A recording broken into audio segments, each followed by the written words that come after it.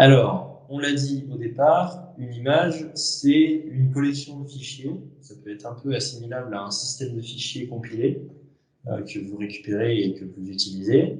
Et ce que vous ne savez pas encore, par contre, c'est que ça fonctionne sur un système de couches. Alors, c'est un peu assimilable au modèle OSI, dans le sens où c'est vraiment un empilement d'encapsulation.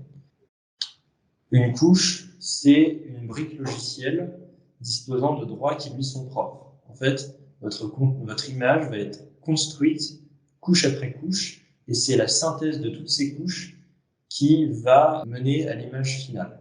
À noter que cette synthèse est additive. Plus vous avez de couches, plus la performance va être réduite et plus votre image va être lente. Pourquoi? Parce qu'en fait, c'est un peu comme, si je vais prendre une analogie, ce sera un peu comme sur GitHub, quand vous empilez des commits et des commits et des commits, vous pouvez par exemple créer un fichier, le supprimer, mais en fait, votre dossier .git, il va quand même grossir. Pourquoi? Parce que le fichier, il va quand même être gardé en mémoire, même si vous l'avez supprimé. Voilà. Les droits d'écriture sont restrictifs à mesure qu'on descend dans la pile. Qu'est-ce que ça veut dire? Ça veut dire que à la base de la pile, on a l'image de base, ensuite on a éventuellement des commandes qui ont été exécutées par-dessus, et à la fin, on va avoir la synthèse de tout ça qui va nous permettre d'utiliser le conteneur. Le truc, c'est que si on est en bas de la pile, on va toucher directement aux fichiers qui constituent l'image, et comme on l'a vu, ils sont compilés au format binaire, et on ne peut pas vraiment les modifier comme ça. Et donc, en dessous d'un certain seuil, on va plus pouvoir écrire. Alors maintenant, vous allez me dire, attends, Raphaël, je veux bien croire tout ce qu'on veut, mais du coup, si on ne peut plus écrire, pourquoi est-ce que quand je lance un conteneur, docker run-it ubuntu bash, voilà, il y a des fichiers qui sont là, hein, par exemple, si je fais ls, il y a déjà des fichiers, je peux me déplacer dans cd etc, voilà. Et en théorie, si l'image est en lecture seule, ben, les fichiers là, je ne peux pas y toucher. Vous êtes d'accord?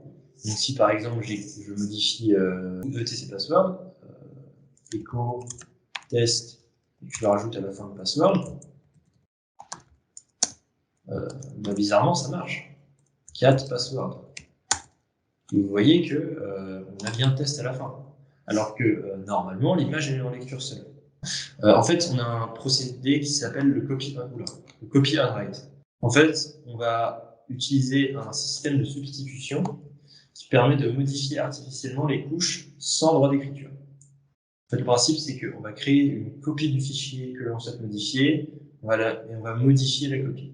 Donc en fait, quand je modifie etc password dans l'image, il est toujours présent, parce que l'image n'est pas modifiable. Par contre, ça veut dire qu'on a créé un fichier annexe qui va contenir tout ça, enfin pas tout ça, hein, mais tout ce qui est à gauche là, qui va contenir exactement mes modifications, et l'emplacement va pointer vers ce nouveau fichier au lieu de l'ancien. Voilà. On va juste faire une copie et écrire sur la copie plutôt que de modifier l'original. Oui, parce que là, on crée des conteneurs. On pourrait se dire, bah, j'ai deux conteneurs, Docker PS, oui, j'ai deux conteneurs, trois même. Est-ce que ça veut dire qu'on a copié l'image autant de fois qu'il y a de conteneurs? Est-ce qu'on a trois fois l'image Ubuntu? La réponse, en fait, c'est non. L'avantage du conteneur, c'est que comme c'est sur un système de couches qui s'additionnent les unes aux autres, eh ben, on peut juste enregistrer seulement les modifications qui sont apportées, exactement comme sur Git en fait.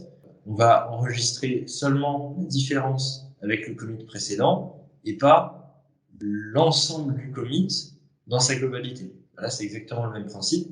On va enregistrer la base de l'image une fois, donc ça va être Docker image, Ubuntu, ça ne bouge pas, c'est conservé.